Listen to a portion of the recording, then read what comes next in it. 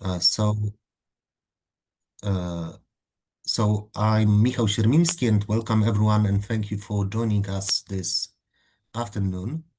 For me personally, it's a special pleasure to open this seminar in the Polish Marxism series on such a symbolic day. What I mean, exactly 100 years after the birth of Zygmunt Bauman, as we know, born on 19th November 1925. A few words for to start the event. As we know, Bauman is of course widely known across the world as one of the most influential Polish sociologists and as the theorist of liquid modernity. His later postmodern writings have entered the canon and are read by students elsewhere in the world. Yet his earlier intellectual and political biography, his engagement in Marxism with the socialist project of solid modernity, and with the specific context of post-war Poland, often remains in shadows or is reduced to controversy and simplifications. Our seminar today is an attempt to bring these different Baumans together.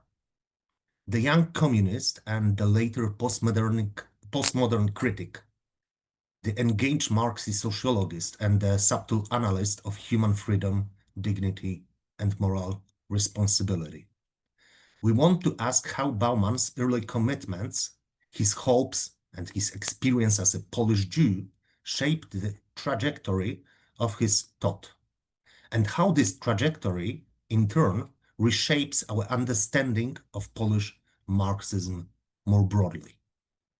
Over the course of today evening of this meeting, we will move chronologically from Bauman's life story through his Marxist sociology to the later works that made him internationally famous. Our hope, and my hope, is that this conversation will not only revisit Bauman as an individual thinker, but will also illuminate the complex intellectual history of the region and the tensions between solid and liquid modernity. It is therefore entirely fitting that we begin with the person who knows Bauman's life perhaps better than all of us, his biographer. It is my great honor to introduce Professor Izabela Wagner, sociologist and author of the biography, Bauman, a biography. A few words about her. Her work reconstructs Bauman's path across countries, regimes, and institutions. And her work shows how his personal Bauman's experiences and social milieu shape his intellectual evolution. Professor Wagner talk entitled Once Upon a Time, exactly 100 years ago, was born Zygmunt Bauman, the puzzled story of a man trapped between his master status and identity. This will open our seminar today by placing Bauman's thought firmly within the life dramas of the previous century, of the previous 20th century. So please join me in welcoming Professor Izabela Wagner, and Isa, our virtual floor of today is yours now. Thank you in advance for your speech. Hello, everyone. Thank you very much, Michał, for this amazing introduction. I'm very honored, and thank you very much for the invitation.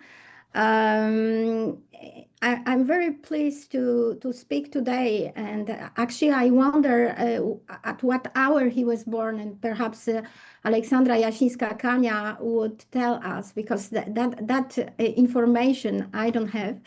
Can I share my PowerPoint? It will be perhaps better. For sure. Yeah, I share my screen, and usually it is something which is working well. How it is on your screen. It's It's okay. okay. Yeah, it's okay. You can Thank you very continue. much. Please, if you have,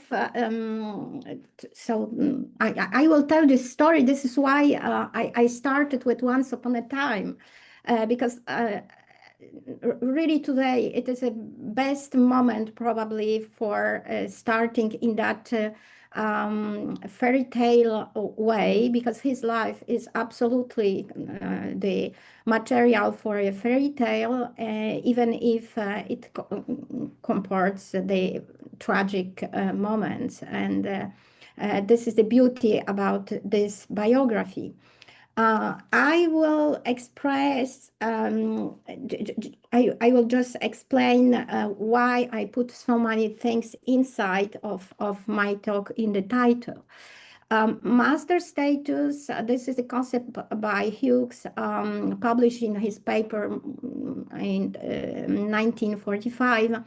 And this is the projection of our environment upon us. It is how our entourage or society is seeing us. And this is a kind of perception that will shape the relationship between the individual and the society.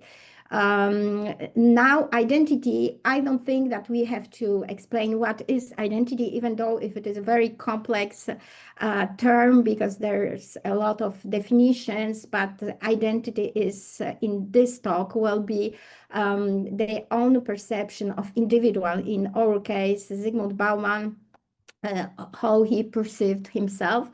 And I should say that we absolutely, as social scientists, I think that majority of us are social scientists, we have to keep in mind that this is not something static. This is something that is dynamic, and a person could have multiple identity and regarding the interaction, but also the period of his, her life, etc. It is something dynamic. Tikkun olam is not a Talmudic expression, but later on, this is 200, about 200 in a Mishnah. This is the a term in Jewish tradition. It's the obligation of fixing the world around us. That means that each day we have to improve not only ourselves, but especially what is around us. And this is a lot of different various obligations. And I try to not prove, but I try to show that this part of the, largely speaking, Jewish culture could be important and could be also could be contained in this expression that we are frequently using, lefty engagement or lefty opinions, etc., etc. So this is something that I will show today. It is dynamic, and I will show also variety of lifelong lefty engagement, because frequently, and especially my colleagues who are reading Polish and lived in Poland, everyone knows how this lefty engagement could be stigmatized, and how frequently he's perceived as a very strict communist version Stalinist engagement, that a lot of people have trouble to understand that under this fuzzy and large term, we have different kind of engagement. And this is why also the life of Bauman is so relevant, because during 91 years he had a different version of being a lefty citizen or lefty person or lefty engagement. Here we will be follow from very different perspective as it was. So I will start just with the plan. It is nothing surprising. I'm his biographer, and I will leave you the possibility to discuss his work. I will not discuss his work. I will just show the biographical circumstances that could and might and did, because he expressed himself about this. Also influence his lefty engagement. What I put in yellow, this is there is the chapters that I refer to without giving you the page, etc. This is from the research which I published in the book. Actually, I will rely on two books because the other references are from the book that was published 2 years after the biography was published, My Life in Fragments. I have here the book in Polish. We don't have yet, but there is a lot of various linguistic versions. And the specificity of that book is Bauman is speaking for himself. There's only his words, and he's writing about himself, his life experiences, and his engagement also. So those two main sources. And as I said, I will develop especially the first period of his life and show the critical moment when this belonging to previous version of lefty engagement was no more actual for contextual reasons. Family background. This is difficult to know how large is your knowledge, but I will try to repeat the elements that are very important in this left engagement. So he was born in Poznan in 25, I don't know what it is, 22 here, sorry for this. And he was born in the district which is not a Jewish district. In Poznan, it was very small community of Jewish community, which was in the center of Poznan, Stary but they lived, the family lived 40 minutes by walk from that place. It was mainly for security reason because Zofia Korn, the mother, beautiful woman that you have here in this picture, she experienced in Włocławek a pogrom. And in order to escape such event, which were very popular, as you know, in before 20s, just at the end of the First World War, and this pogrom was in 1990. So in the 20s, the security was the goal of a young mother of this family, and she convinced the father to live in that place, which is Jeżyce, today's Jeżyce at that time also. It was not a family tradition that Bauman was lefty, I should say. Why?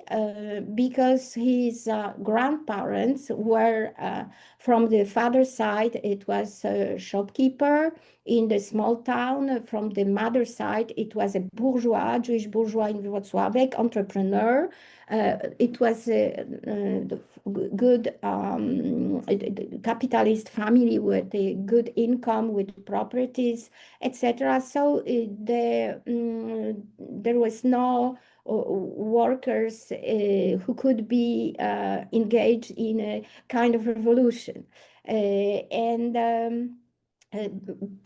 Bauman's parents, even if after World War II, his mother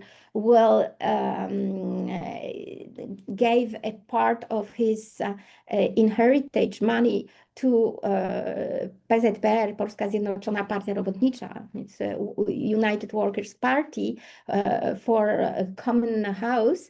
That is not visible in the pre-Second World War stage that she was engaged in a communist or socialist party. She was a housewife, and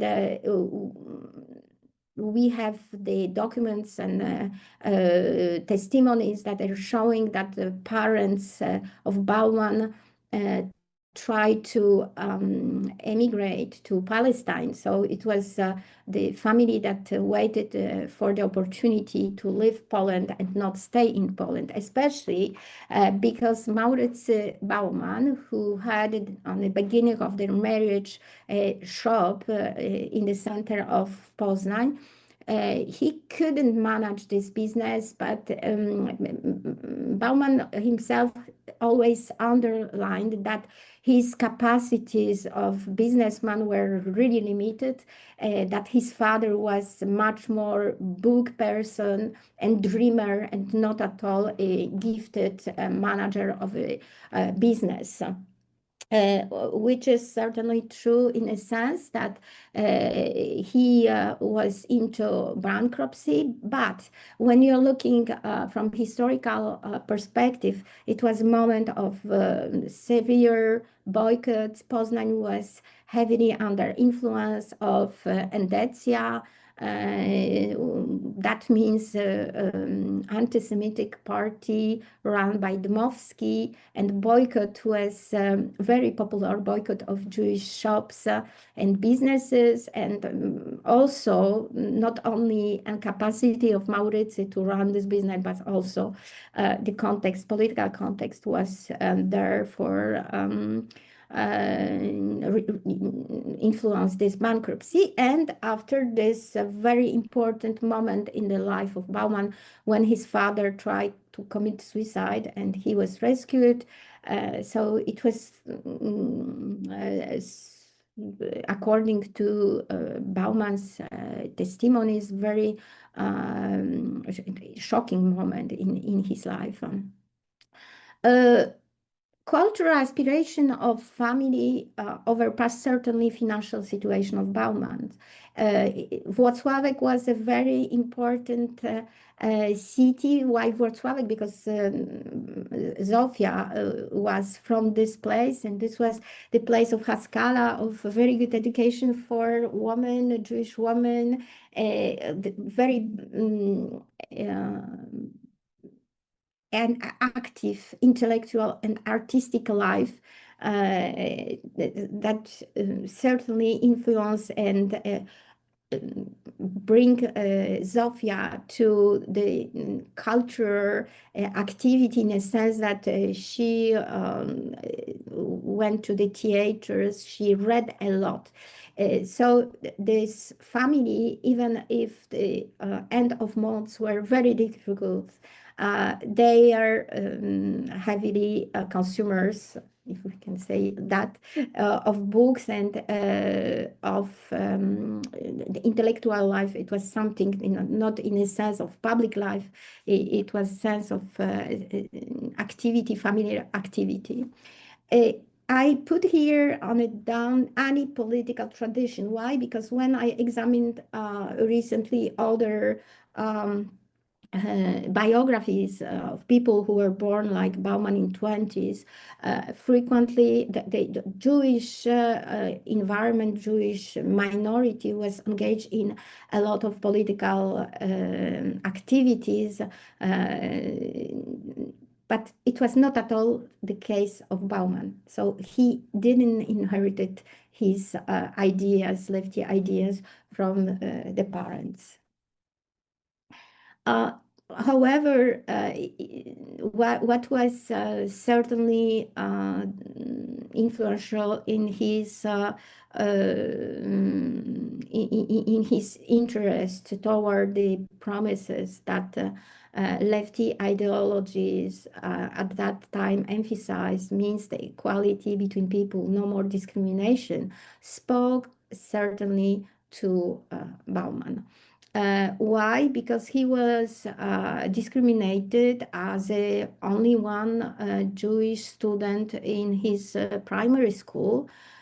He was also discriminated even more heavily when he was in this elite gymnasium, which is a middle school, and the discrimination came not only from administration or from unjust and discriminative rules, but also it came from direct and individual discrimination by professors. And I was able to check with his grades from the school and how it was how he was graded regarding this idea that a Jewish student cannot be the best student in a Polish school. Why? Because he's not Polish, because he's Jewish. We have to keep in mind that it was not, this discrimination came not only because of the religion, but especially it was discrimination that we are calling in sociology ethnic discrimination. We cannot say that this is national descent citizen discrimination because they were Polish citizens.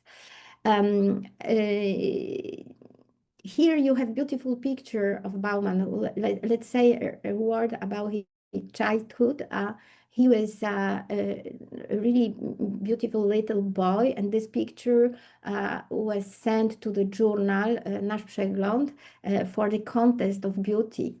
He was not the first elected, and probably his mother was very disappointed, not only because he didn't win and he was so beautiful, but also because the prize was several books were announced as a prize for this contest.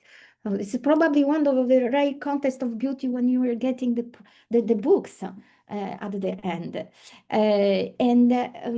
This discrimination was Bauman wrote about himself. Here you have beautiful citation. Jewishness was to me almost a family matter. Other members of the family were the only Jew I saw and knew about.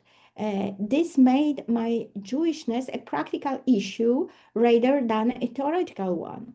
What made it more practical still was the world outside the family. Seldom did I hear other boys passing by in the street make comments on my fatness, yet very few of them failed to notify me that they had duly noted my Jewishness. So he, because of this separation from a Jewish community of the Stare Miasto in Poznań, he associated this Jewishness only as a family issue. But he was lucky to be in a class in this elite school where all Jewish students were together in the one class, and they were 5 of them, and he joined at that moment the organization Hashomer Hatzai. I will be back to this because it was just the moment when he stopped to have fear, not permanently, but when he was engaged in the activity of Hashomer Hatzai. Just outside of this group, he had the life in fear. Here you have the picture of the dog, which is quite amazing because thanks to the family we know, and thanks to Professor Jasińska-Kania, we know that he had no dog. This is not a dog of Bauman. It was probably borrowed for the picture. Why? He absolutely dreamed about having a dog. But the family was afraid that having a dog means that you are going out 2 or 3 times per day, and this is supplementary exposure to this necessary exposure that you have when you're going outside for going to school or work, etc. So he experienced this fear. He is providing a large testimony about this event that he felt that his mother was afraid about these hooligans that followed them on the street.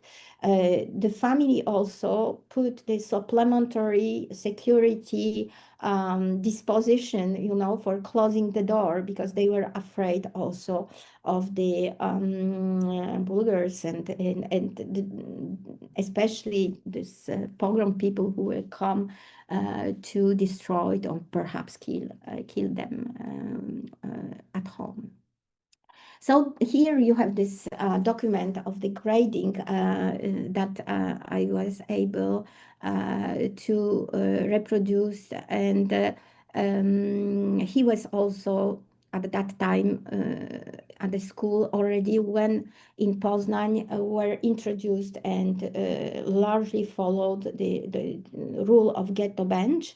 So it was not only at the university as we frequently think about it, it was much more popular. And when he was in this situation, when he experienced bullying and discrimination and beating by his colleagues, all sons from good families and very good students, because to Berger Gymnasium, if you was accepted as a student there, that means that you pass through heavy examinations. This situation was very difficult. However, the way of finding all other colleagues with whom you can share this feeling of being discriminated, but with whom also you are in the spaces and you share the moment when you are free because we are only between you in this group, that was very precious. And here you have this pins with the Hashomer Hatzair scouting organization. And here we have this first contact with the ideas of socialism, yes, because it is the idea that was spread by this organization was first, we are preparing young people to move into their aliyah. They will go to Palestine and they will live there and they will build a new society, just a society without anti-Semitic discrimination. And it was already the plan. It was not only the idea, loosely idea and utopic idea. Some people were already there because it is 38. We are here in 1938. So some part of the Jewish population is already in Palestine. Organization work and prepare all these young people not only learning Hebrew, but also making the activities, some part of professional activities, preparing them for future life in the kibbutz, etc., etc. So here I would like to cite Bauman. He's saying Zion was a curious world without bullies, a world in which people were liked or disliked for what they did, rather than for what they were. In Zion, people were equal unless they made themselves otherwise. There were no Jew and Gentiles, no rich or poor, no haves and have-nots. Everyone had the right to be respected. No one was ridiculed for being different. And here we see that this is about dignity. The moments when he was on this activity with Hashomer Hatzair people, they were free. So this feeling of emancipation, freedom, even if it is lasting only 3 or 4 hours per week, it is very precious, especially at that time. He was 14 at that time, 13, 14. So it was also the feeling of equality. You feel as a full human, at least in that moment. Quickly, because I will not tell a story of the supplementary discrimination which was performed by Nazi German army. They were unlucky in a sense, Baumans, because they were lucky to run and to escape Poznan bombing, etc., etc. But in Włocławek, again, it was one of the first places in Poland that the yellow patches were imposed. So this kind of stigmatization and humiliation, again, he witnessed it as a young boy, and again in a situation of seeing this time not his mother, but his father being bullied and being badly treated by German soldier.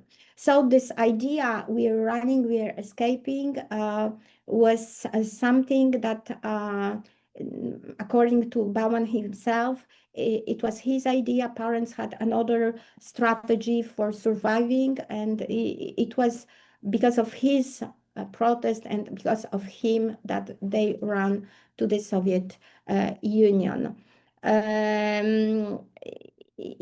He now I would like to attract your attention to this experience of refugee, because he could certainly rely on these feelings and this memory and this experience when he wrote about the refugees, and this is absolutely related to this sensitivity and this focus on people's traumatic situations, in empathy toward them. And this is more than empathy because he lived it.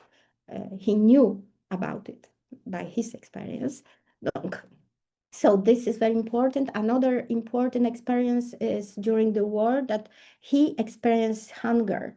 And hunger, like physical hunger, I emphasize this, and frequently I'm speaking about it because I don't think that there is a lot of intellectuals of 20th century, even those who are engaged in,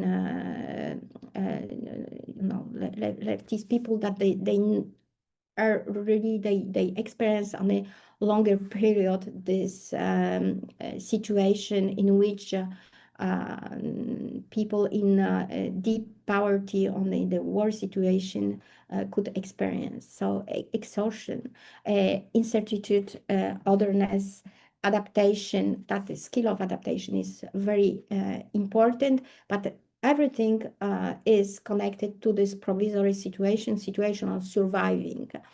He changed several times the schools. He changed also the language because there were no more Polish school when he left. He escaped to Soviet Union. However, he was lucky enough because his parents, both of parents, were permanently with him. So this first exile trauma probably was limited by this familial entourage, and also there were larger group. They were not alone. There were people escaping in groups at that moment. His first experience, which is very important, is Młodeczna. Why it is important? Because there he became normal in Młodeczna. What that means normal? We're saying that in social sciences nothing is normal, but he became as other people. And no one, it seems, questioned my credentials. For my new colleagues, I was the most Polish person of them all. And I'm stopping to cite him just for a little explanation for non-Polish speaking person. In this part of occupied Poland at the moment, there were mixed population. They were Belarusians who spoke Belarusians. They were Russians, Soviet population, they spoke Russian. And there were also Polish part of the society that spoke Polish, but this Polish was with a very Eastern accent, and Bauman had this beautiful Polish from Poznań, we thought very Poznanian accent, which passed here like high Polish expression, and also he was very well educated in his elitist gymnasium, and thanks to also to this heavy passion for reading and for literature. So he was like perfect student, and suddenly he became like best student in the class, very popular, and nobody discriminated up to him because he was Jewish. So it was a kind of compensation, and again, all this situation, why it was possible, because Soviet army came to this part of the Poland, occupied it, but in the same time imposed the equality rule, means that here no more discrimination. And it was something that for us, with this perspective, historical perspective, and all the knowledge that we know in Stalin and communism and terror, etc., from the perspective of a young boy who is going to the school, parents have enough food for not being hungry. In Molodeczna, it was the case. After, it was different. He's going at school, and he is getting the best grade and better treatment, much better treatment than previously, treatment that he deserved because he is a very good student. This is something that helps to believe that this change, social change, is possible, because it was the proof that other life exists, and the life without discrimination is possible. Who made it?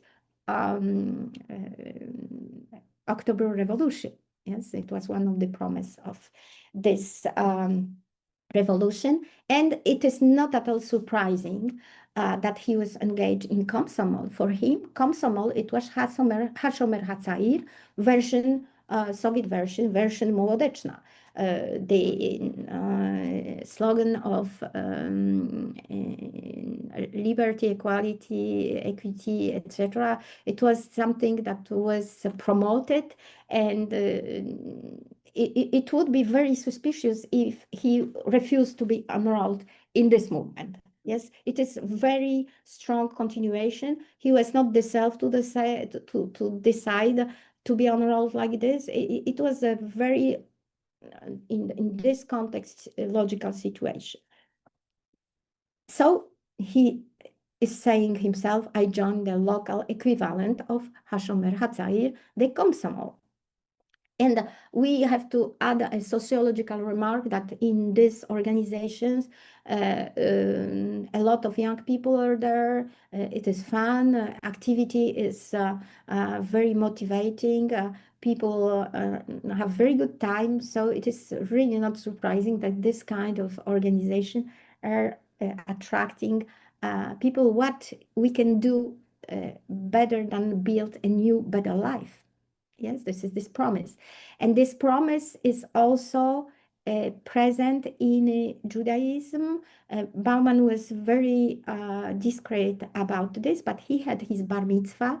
That means that tikkun olam imposition means that each day you have to work in order to let on the evening before sleeping this word better than it was on the morning. This is something that is frequently repeated. It is not kind of obvious thing that nobody pay attention. No, there is really the work on this obligation to do something for the world. The world is person around us, etc.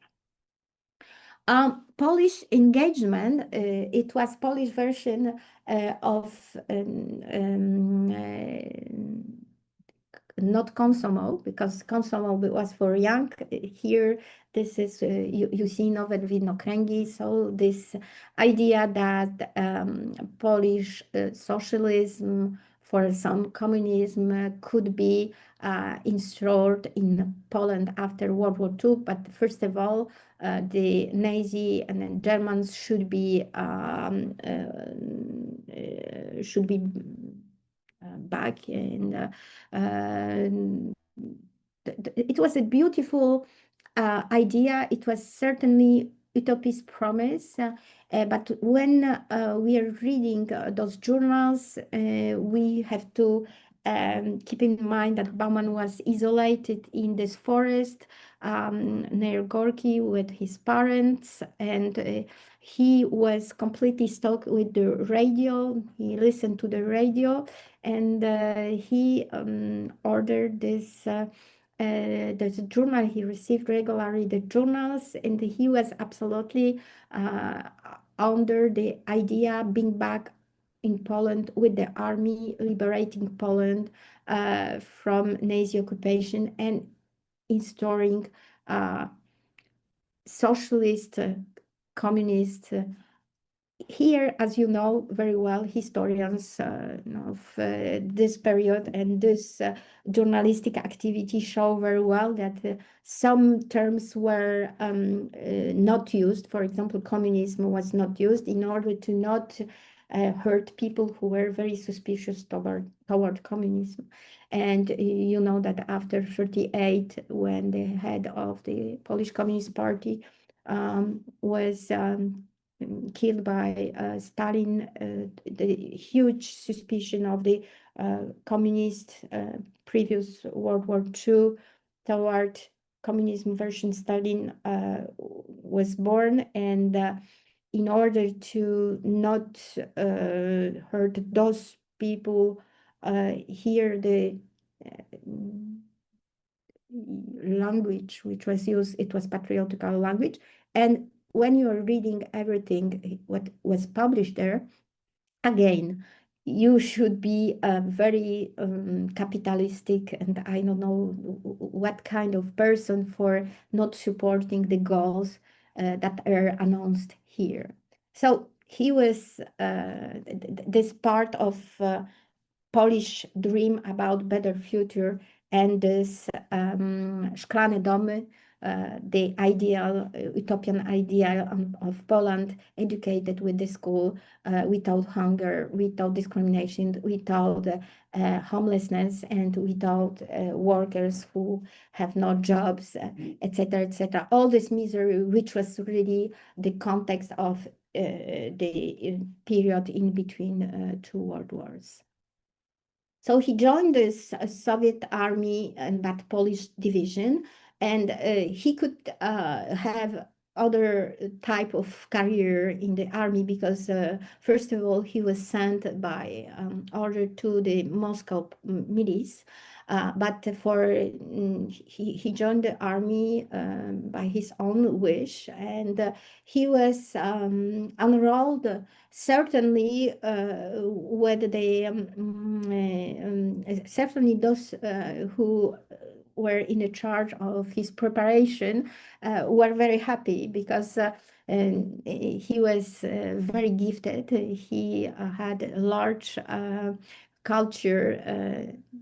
He was excellent student. He knew perfectly Russian. He knew perfectly Polish, and he was a perfect material for becoming a political officer. And he believed in this. So they were people who perhaps were more in opposition to the ideology that was spread at that time to lefty ideas, but it was again the consequence regarding what was before. So you have Hashim al-Hatzai, you have Komsomol, and here you have this Polish division, and his position of political officer.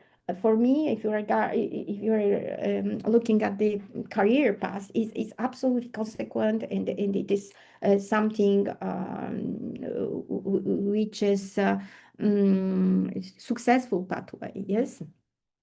Acceptance into the army itself and the attainment of officer status was viewed as beneficial by the Jew. And here, this is not Bauman, this is Nussbaum who's speaking. He was, in the case of Bauman, he explained how it was perceived, and just again, as it was with the grades at the school, here being a Polish soldier and officer, Jewish soldier and officer in Polish army, that means that your Jewishness didn't prevent you for being at this position. And this is again the sign, this different system of social justice is working, even here, even in army. It was also a way for Bauman of being Polish patriot, which sometimes is also, that is probably consequence of 68, mainly this perception that the Polishness could not be felt or expressed by a person who is perceived as a Jew. And Bauman was absolutely Polish patriot in that sense, not the nationalistic, excluding others, but this love for Polish language, Polish literature, etc., etc. So here, being a Polish officer in this army was again a sign that we are creating a new rules in this new society. Internal corps and security. This is the confirmation of the faith, but as I shown in a book, it was several different circumstances that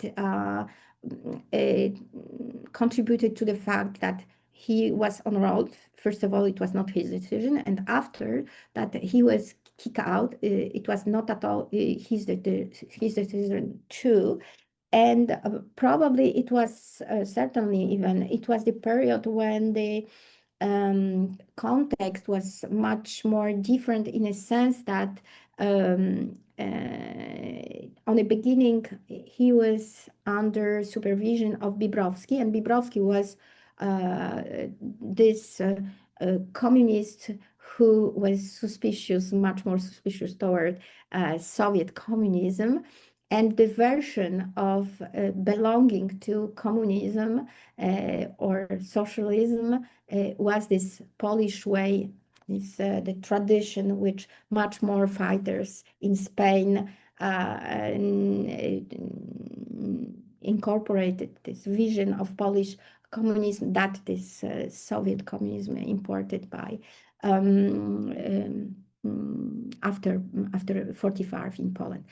I will speed up a little bit. Checkpoints integrating the elite after 45. So he saw and he witnessed and he built this new society, not only passively and enjoying the changes, but also actively. Access to higher education, no limits. No limits, no numerous clauses, numerus nullus or ghetto bench, etc. Abolition of social classes. The prof, he married also Janina Levinson. It was not at all sure that without the change in 45 it could be possible. Equality, access to the elite circles. So he was hired at the University of Warsaw. He was also in the London School of Economics, and he travels. He had a professor visiting him. So he really was the part of elite. And he saw absolutely that the system have to be fixed. So fix this more again.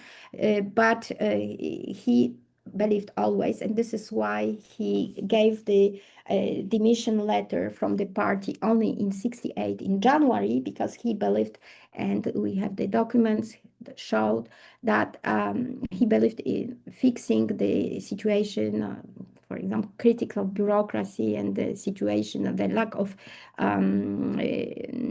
democracy or plurality could be fixed from the inside of the party.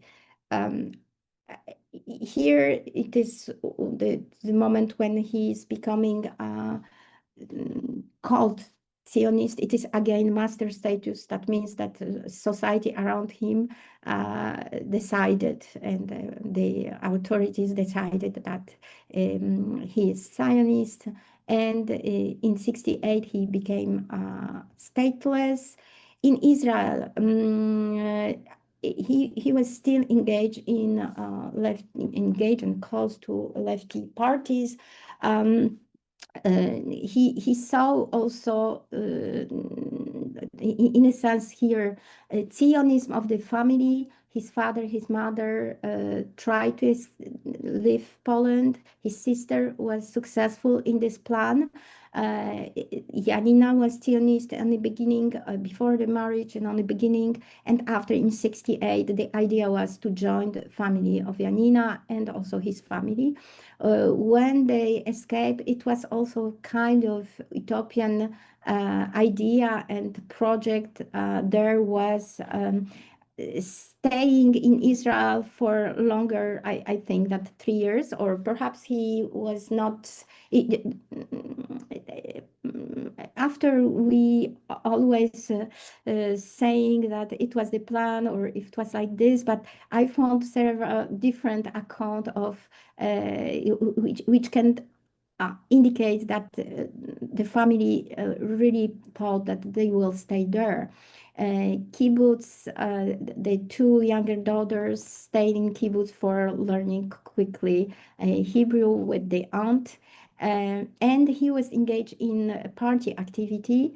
Election 69, it was very important period for Israel.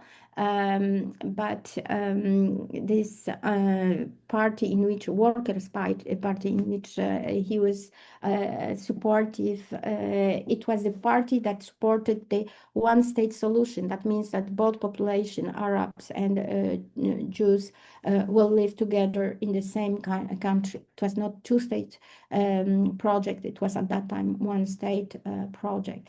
And finally, it was the party of alignment. This is the unions of several parties which won the elections, but it was, however, they turned into heavy nationalism in this country and abandon of this first years socialist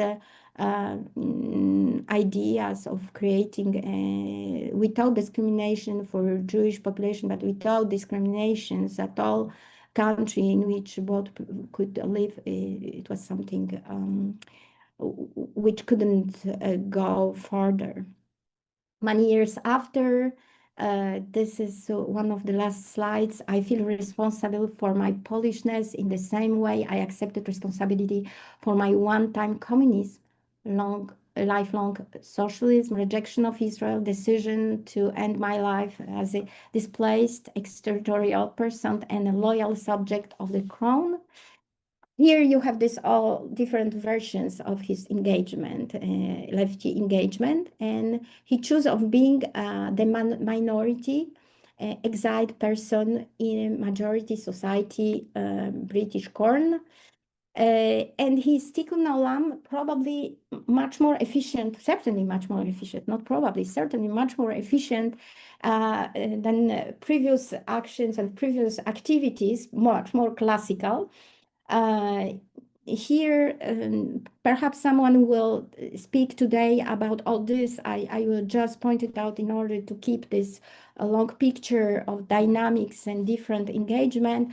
In 81, he was not at all he was not at all against Jaruzelski's decision. And here, I remember we had several talks with people who were completely against this, how it could be opposition, solidarity, etc., etc. I think that looking for his biography and his knowledge and his understanding, deep knowledge and understanding of how army could work, how officers could work, in that time, I think that it was not at all so surprising that he had this distance attitude toward solidarity. And not toward solidarity, but toward opposition and not understanding why it is the martial law. So fix this word a new way in an old frame. It's regarding this activity of political officer when you explain the new society, new human and the new rules in this society, is talking to people about this liquid word and teaching them to see what's going on. I think that this is very important to open the eyes, criticizing the capitalistic society and all the dimension of this society. And just one word, private choice. It is hard to speak on the 100th anniversary about this, but for me, it's very important element of his fidelity to the ideas when he was at the end of his life and he refused to be treated by privileged private access to medical care because other workers and people who have no money in his situation couldn't have the access. So it was really the deep engagement in his life. That is something that perhaps you will speak about it. I will stop now. The perception in the incorporation, he is like ideal type, Weberian ideal type of Judeo-Bolshevik, but Majmurek published a paper that is excellent about this. And about the Zionist engagement or Zionist idea, he expressed several times that he is against tribes, he is against those divisions, etc. But in the context of 68, it was again master status that was put on him, upon him, to call him Zionist. But I think that this is, I would not focus on this today, absolutely, but it is a very good analysis of the concept, of the content of this term, stigmatization and instrumentalization, which is provided by our colleague from Poznań, Piotr Forecki. Recommend you strongly. Final remark, it is that you could see how plural different engagement one person could have, but with this very strong capacity to belong to the his ideal.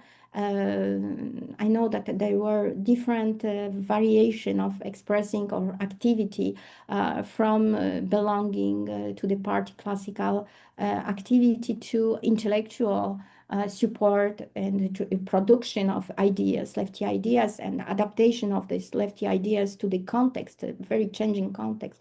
He was amazingly efficient in this, and he's still read by young people who need to get into this kind of literature, because today I don't know, certainly depending on from the country, but in France at least, we have this inflation of lefty activities, lefty ideas.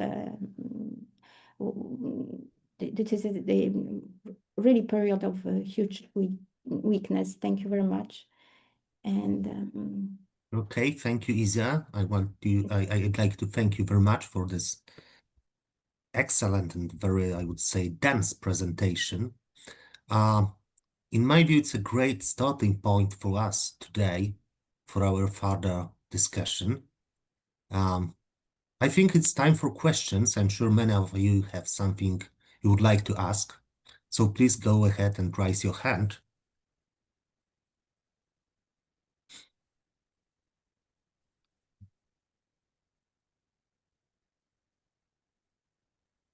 So okay, I have my own question for Isa. What I would like to ask is some, I would say, famous comparison between Zygmunt Bauman and Leszek Kołakowski.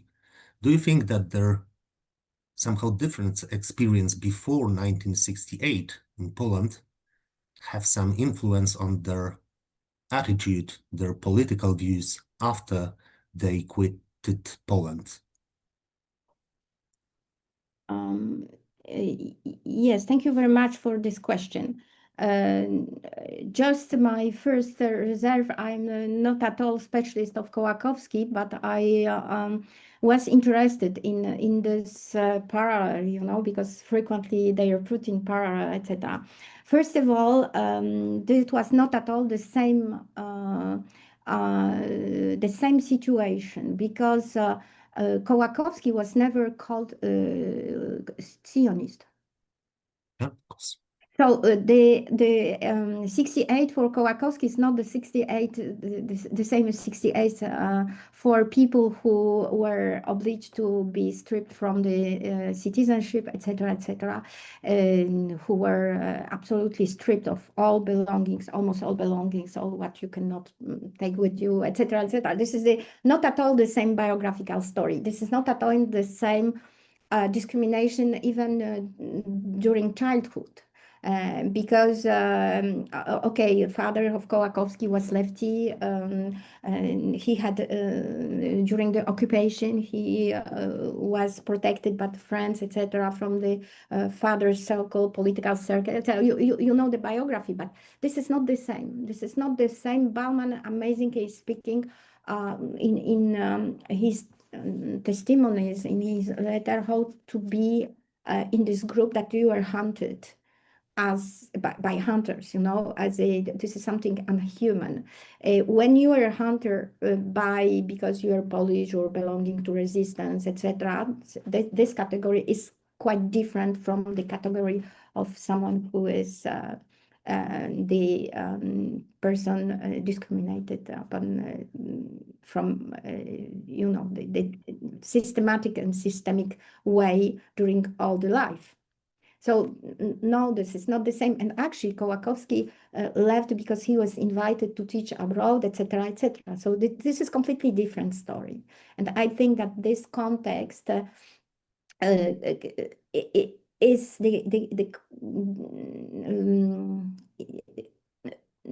but regarding the lefty engagement, Kołakowski did as the majority of previous lefty people did after the, you know, leaving Poland, etc. They became Sovietologists, etc. They're not all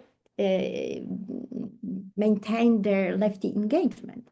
So that is the part of the majority, the part of majority of those people who were lucky enough to live long life for experiencing this change and for shaping the change that Poland took after 89.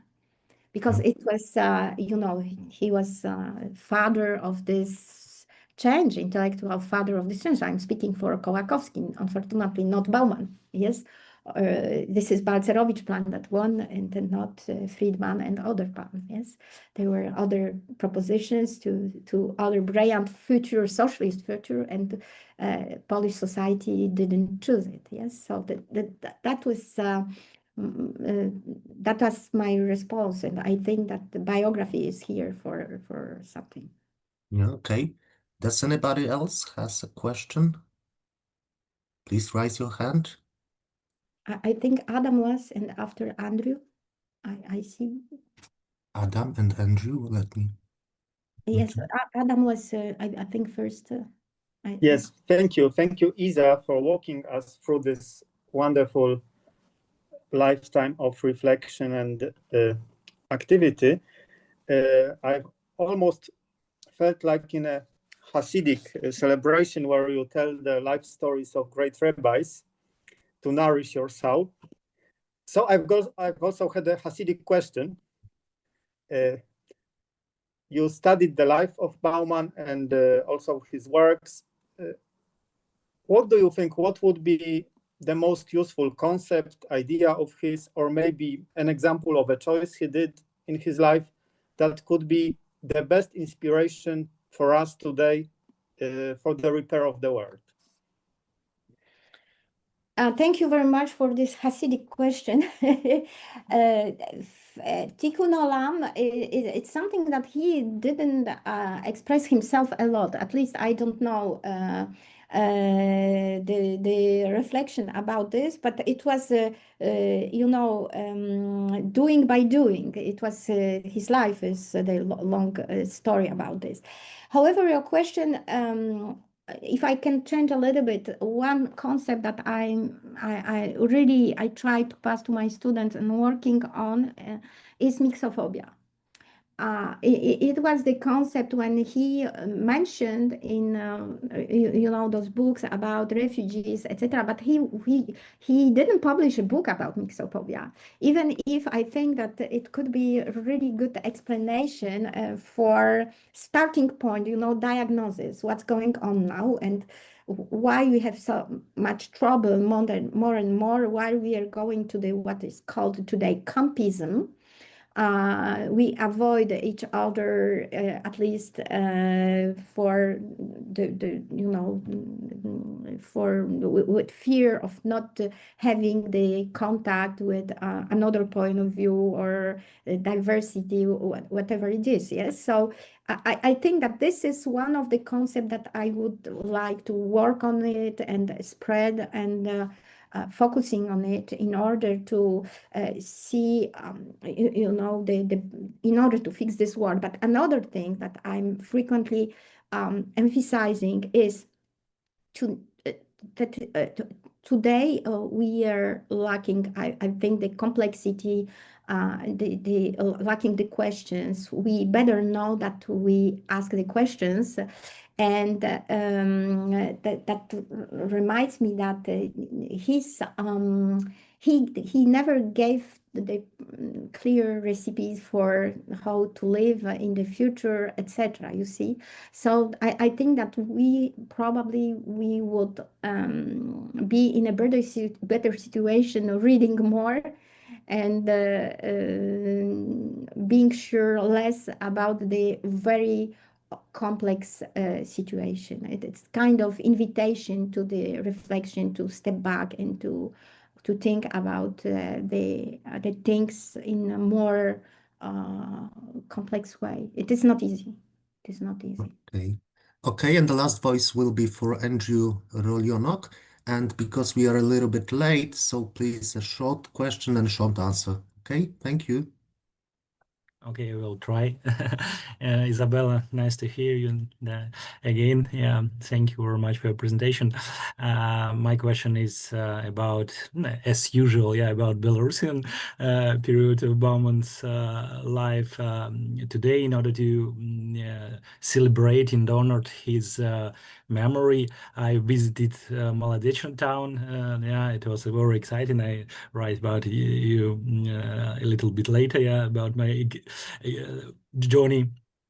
Question about the influence of this period, Belarusian period, Maladechyn period of his life on his identity and thinking, exilic position and so on.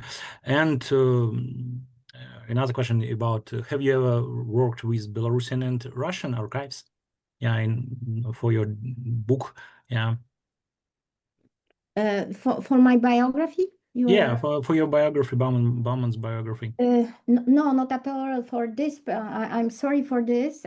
No, I relied on Polish archives, but also on personal documents, etc. And this period, the Belarusian period, was short, but was what Bauman liked to speak about and wrote about as a very happy period, even though if this Belarusian nationalism was something that prevent him to learn Belarusian language, even though if he was very gifted in learning the languages, because of this very heavy nationalistic position that he experienced in, again, biography, yes, from this director of the school who was probably very upset that there is a very gifted student, the best one, and it is again a Pole. This kind of, he was again not as it should be. In this situation, he changed the school, and there he was in a Russian-speaking school, etc. No, and probably if I will pursue my work on Bauman's life, I should go to these archives and to do these things. Yes, thank you. Okay, guys who had questions, thank you very much for your contribution. And after or following his excellent talk, we are now better prepared to look more closely at Bauman's work as a sociologist. And now I'm delighted to introduce Professor Jarosław Kilias with his lecture entitled East European Marxist Sociology, an Unrealized Project and a Utopia. So, Professor Kilias, the floor is yours. Thank you very much. I'm trying to share, my presentation. Everything is all right? Do you hear me? Yes, we can hear Okay, you. it will work in a moment. Okay.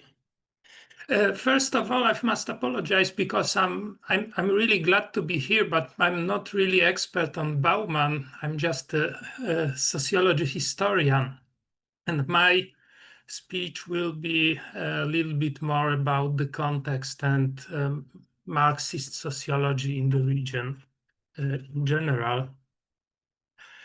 And in my title, my presentation, there's term Utopia. And this is important. Also, I use the term in this popular sense as a name for a far-reaching project, which is impossible to fulfill. And this is also nothing special because history of sociology is full of utopian projects. Of course, the most popular one and most important was positivism, but there are some modest ideas which appear to be down to earth, small ideas, such as, I don't know, Robert Merton's idea of medium range social theory, which in fact turn out to be crazy utopias. And I'd like not to treat utopia as something special. And third, and I'm indebted in more than one aspect to author of probably the best book of Marxist sociology in Eastern Europe, Michael Wojciech, that we should not underrate the role of ideological and political commitment of sociologists of 1950s and 1960s. I think we have tendency to exaggerate the conflict between possible cognitive interests of social science and ideology, and we also greatly often exoticize Marxist commitment, and something I'm trying not to do. And to put it in a broader context, unfortunately, post-revolutionary and pre-Stalinist Soviet sociology is subject I'm not that familiar, but it existed. And as you see, there is famous book which first worked as a sociology textbook, even under the title of sociology, Teoria historycznego materializmu, written by Nikolai Bukharin. And I would say this was the first type of sociology which was developing in Soviet Union, the only socialist country at that time. And of course, Stalinism was a period when the name sociology was erased, and this was called bourgeois pseudoscience. But on the other hand, also I here put idea of Michael Wojciech that probably this was not exactly like that. At least there was some possible place for some Marxist sociology, Marxist alternative, and did exist. And sociological research topics did exist, and some students were doing that. And I believe this was important because for all this East European sociologists, except Polish sociology, probably the key problem was the relation between established branch of historical materialism and sociology. Historical materialism was aspiring to be the only social theory,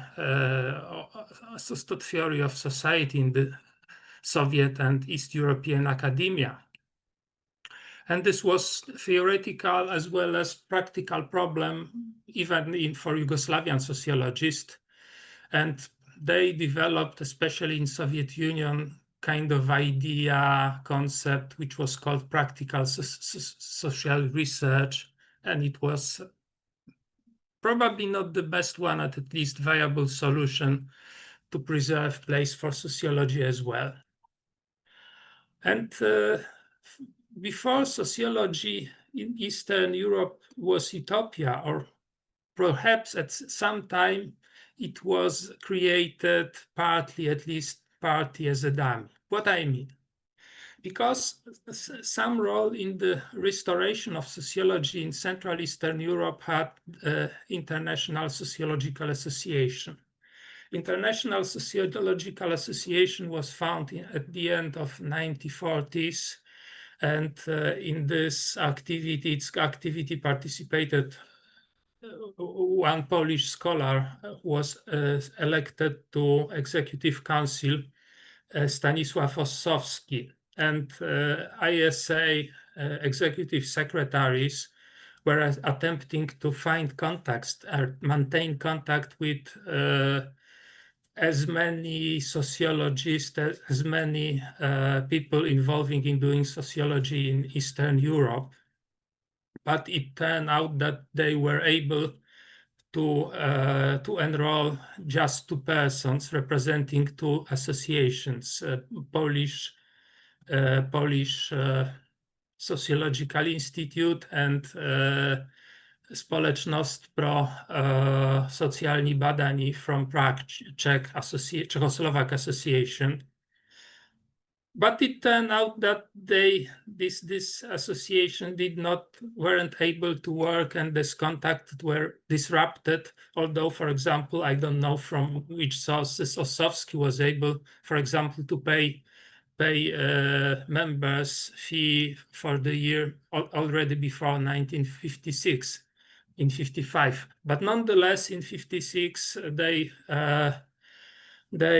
invited representatives of East European countries, and this was creation of, at the start, dummies. Because in Poland, some genuine sociologists traveled there, but in case of 2 other delegations, Czechoslovak and Polish, there were ad hoc created a sociological section of Philosophical Association, which, at least in the case of Czechoslovak, one was simply kind of a formal project which had no real life, no real activity. So East European sociology and societies were started to join ISA, although there was in few countries no sociology at all. So the first was Polish and Yugoslavia, which was a different case, and then Soviet Union, Czechoslovakia, Romania, which was a strange case because there was no trace of any Romanian activity until mid-60s, Bulgaria, and Konstantinov. As both persons I showed there, Konstantinov and Svoboda were simply academic functionaries. They were Svoboda, well-known philosopher, and even his Czech colleagues did not know that he participated in something like that. This was not that, say, not kept in secret, but not that, say, put to public. So they were functionaries, and so I'd say in this period, the sociology was really beginning to exist. Poland was a different story because in Poland existed a tradition of pre-communist sociology. It wasn't really erased as it was in other country of socialist countries of that period. And sociology reappeared in late 50s. And I would say in 58, it was already somewhat established social science. It was different for the other countries in the region, especially in the case of, for example, Czechoslovakia and other countries.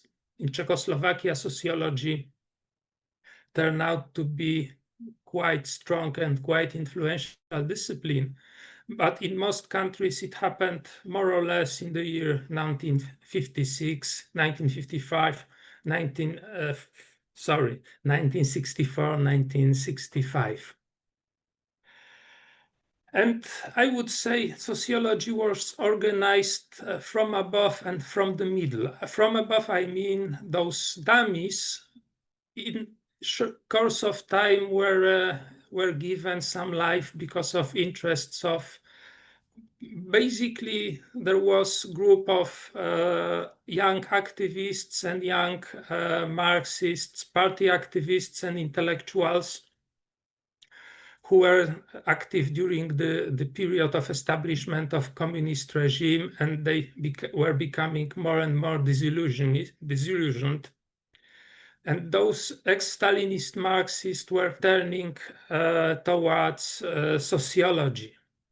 But the sociology in Eastern Europe was, of course, not without problems. First and foremost, it presented itself as a distinctive type of sociological theory, and they were mostly presenting as a distinctive sociological theory.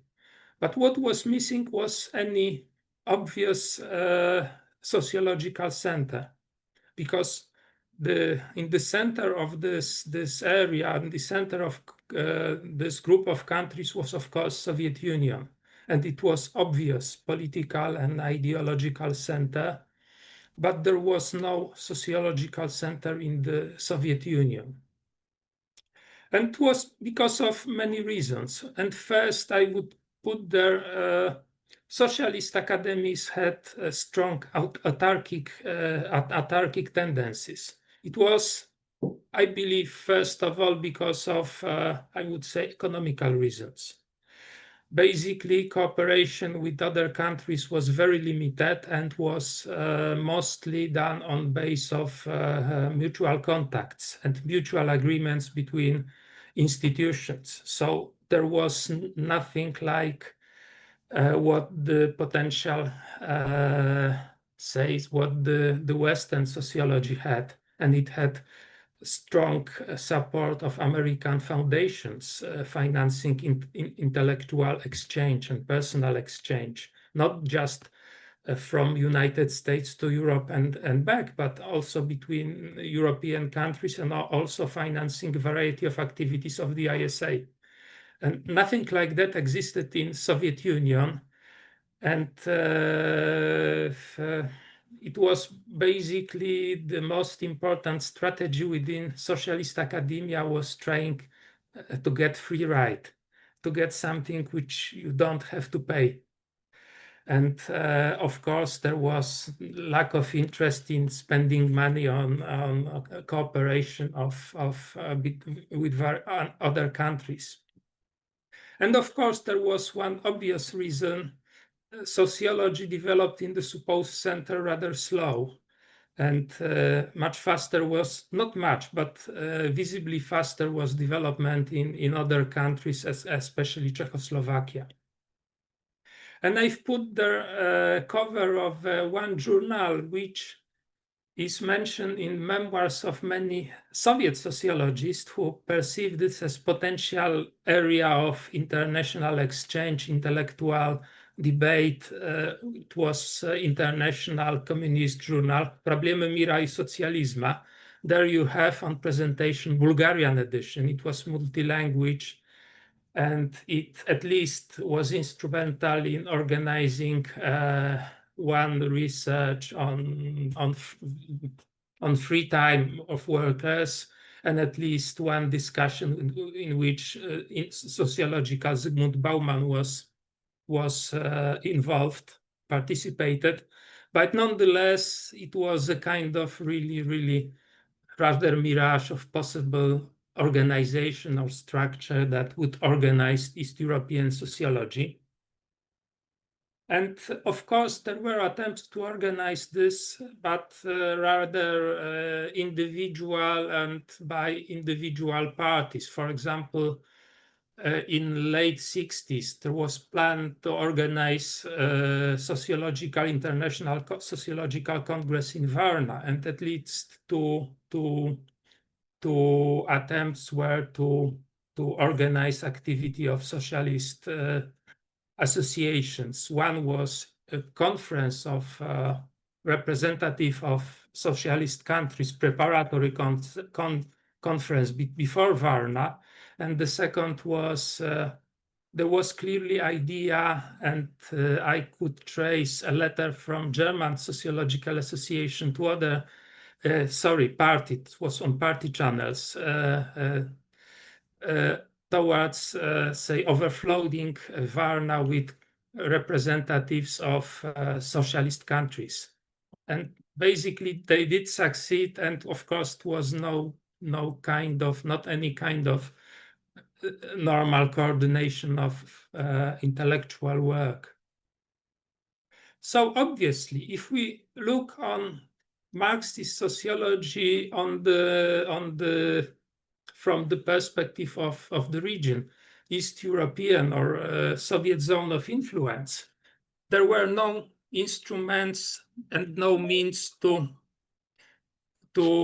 turn the project into anything more than a set of vague ideas. First.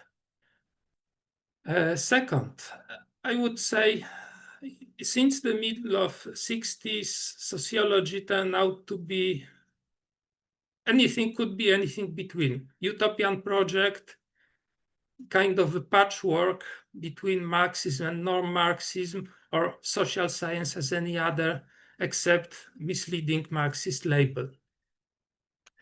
And to see this, I try to identify possible political intellectual interest of East European scholars and academic functionaries.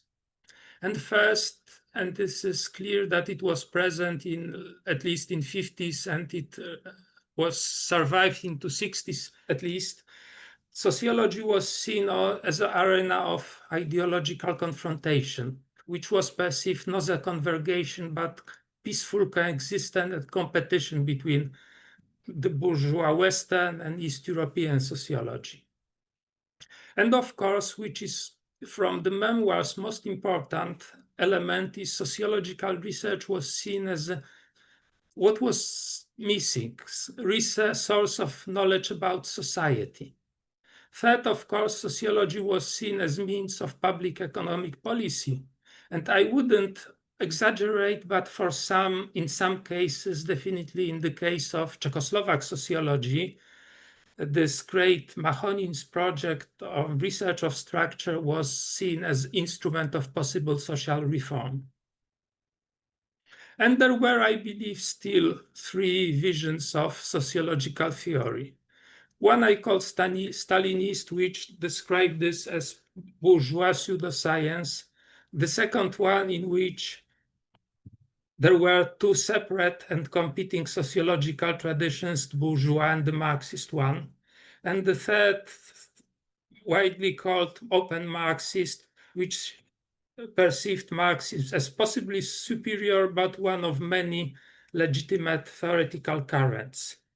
And I think for most of socialist countries, the sociology development was developing something between this post-Stalinist and open Marxist variety. And I believe in case of Zygmunt Bauman, we can see, of course, this open Marxist type, but I believe besides the sociological research as source of knowledge, there was another specifically Baumanian contribution. Sociology as instrument of not just social, but individual self-reflection.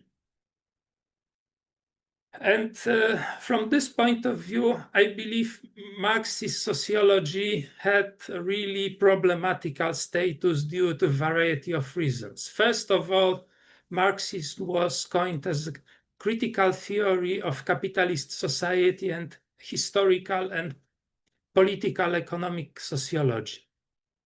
The problem was the Marxist sociology of the 1960s had neither interest in historical nor history nor historical sensitivity. And of course, their main research subject was the socialist society. And I would say there were, of course, some successful attempts to do what could be called sociological research in our countries. But I guess the most successful one was in Polish economical history, And on the other hand, in Czechoslovakia, for example, Miroslav Hrok's Studies of Small Nation can be present examples of good sociological works in using Marxist theory methods, but nonetheless, this was done by historians. The second problem was the Marxist sociology lacked any significant sociological tradition. First of all, due to the non-existence of academic sociology. Second, of course, to obsessive need for orthodoxy, both theoretical and political one, which put those sociologists in problematical situation because there was very hard to find something from the West which was Marxist because it was suspicious. Second, of course, there was abundance non-Marxist concept theories, and they were quite available, and they were in many cases easier to apprehend. Third, of course, was missing contemporary research methodology, and the only available, the Western one, was closely related to non-Marxist approaches. I would say first and foremost social psychology at that time. And four, I would say Marxism included some rudiments of sociological anthropology, but was micro-theory, which lacked proper theoretical instruments to deal with micro level of phenomena. And I put those covers there because I see they are, I think, illustrations how hard was to compose some vision of Marxist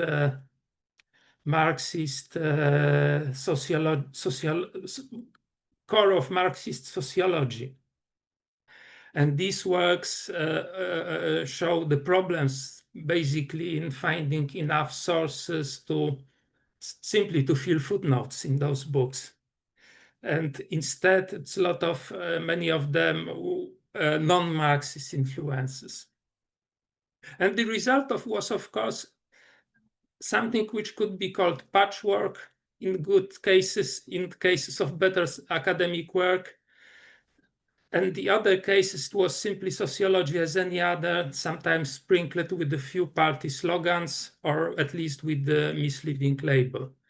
And I here put two, as examples, two Zygmunt Bauman's books. And I think I put on the left the bit later one, Ideologia, and the right is Sociologia na to co dzień. In my opinion, these are really good sociological books. I really like the left one.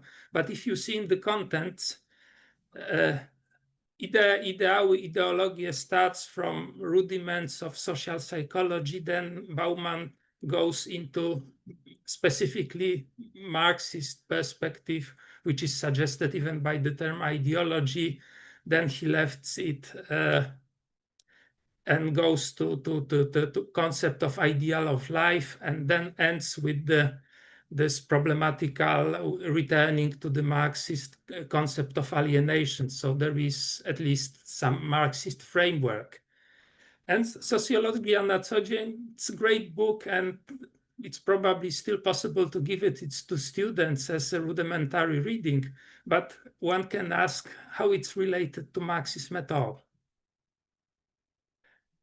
So I would say these were cases of, on the left, what I called patchwork. Frankenstein is something with this inorganic connection of Marxist aspects and citation from Marxist classics in the content of non-Marxist theoretical frameworks and inorganic mixing of variety of inspirations. So just to sum up, I'm not talking that Marxist sociology of 1960s turned out to be futile and did not produce some excellent pieces of sociological work. For example, I don't know, some Polish works, but less known is absolute sociological masterpiece. For example, the Bachonin's group produced excellent book on social stratification of Czechoslovak society. The problem was this was developed, but question was what it had to do with any Marxism except the label. And my impression is for most of this people doing really sociology, the Marxism was at sooner or later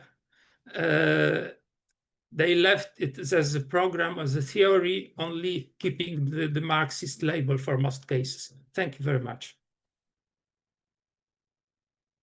Thank you, dear professor, for your equally excellent speech.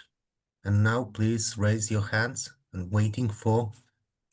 Okay, I see Adam Ostolski. We can start with you. Adam, please. Thank you. Actually, I didn't raise my hand, but I have a question. Thank you, Jarek, for reminding the broader contexts of Bauman's early years. I would like to ask you about open Marxism. That was Hochfeld's and Bauman's school, and I think it's still, in a way, influential in the way we practice sociology in Poland. Were there any similar milieus in other countries in the Soviet bloc, similar to the open Marxism approach? Can you name any authors or groups? Or was it specifically Polish? I have impression that it wasn't specifically Polish, but I wouldn't say it was similar group. I would, if you looked at Czechoslovak sociology, it started as sociology would define itself as a Marxist one, and this Marxist vision and self-definition was really clear and present in many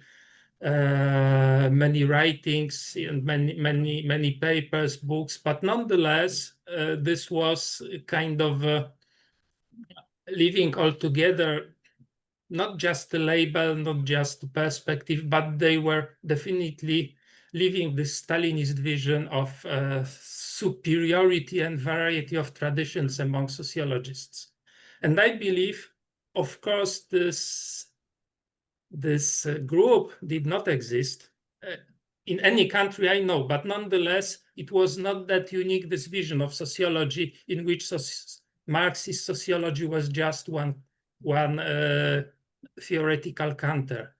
And perhaps in countries like Czechoslovakia, say official, even in 70s until 80s, official concept of sociology was that, and you can find it in textbooks, we have those two great traditions which compete, and we have this confrontation, but nonetheless, in practical, those sociologists who did bother with Marxism, they believe, used it and functioned as open Marxism.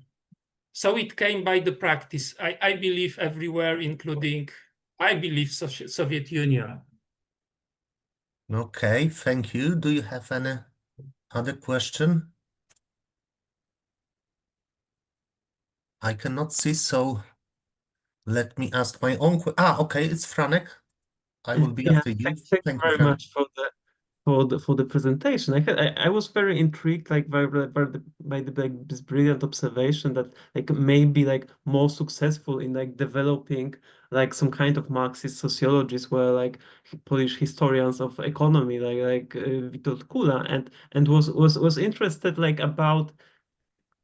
Could you were you also wondering for reasons behind that, like why actually Polish sociologists and Bauman, including Bauman, were not so engaged in like some collaborations with historians or by themselves doing more historical work? Which from the contemporary perspective, it seems quite obvious that if you want to do some kind of like historic like sociology, Marxist sociology, you should be somehow engaged also with like history. Okay, thank you for the question. I believe this is really important issue, and I won't say that no one among Polish sociologists was interested in history, because we have Minas Rodobrajkula. We have probably genuine interests of some historians in sociology, but to be honest, interest in history is quite new thing for sociologists, in my opinion, in general. If you read this textbook on historical sociology, they start using this obviously that, of course, already Max Weber, etc., but historical sociology was rather marginal current and the most important current in sociology, and especially after the Second World War, which was strengthened by this extra historical visions of social psychology were dominant. So in my personal opinion, for them it was obvious. They are not historians. This is something specific. Let's historians do their research. They could use, say, kind of sociological methods. And on the other hand, I believe those historians perhaps weren't enthusiastic about, say, idea of Marxism, but nonetheless, they found this instruments and perspective of collective interests, the role of economy, simply as useful. And it wasn't that useful, perhaps, for sociologists at the time. Okay, thank you. Anybody else? If not, I have some own modest question. Okay. I cannot see anybody. Okay, so dear professor, some authors are, as we all know, trying to put Bauman's in frame of so-called Marxism, humanism. And do you think that it has something to do with reality? Did Bauman was really a Marxist humanist in the 60s? Jesus. First and foremost, I propose not to use titles, okay, anymore. Okay. Sorry, and I believe he was Marxist, really, and truly believed in that. And I really appreciate Bauman's work from two periods. This postmodern one, really, which is recently probably not that popular, but he did some substantial contributions to sociological theory. And the first, his early Marxist work, and a lot of really influenced by Marxist perspective. And was he humanist? Of course he was. But was he socialist humanist? Please answer yourself. Okay.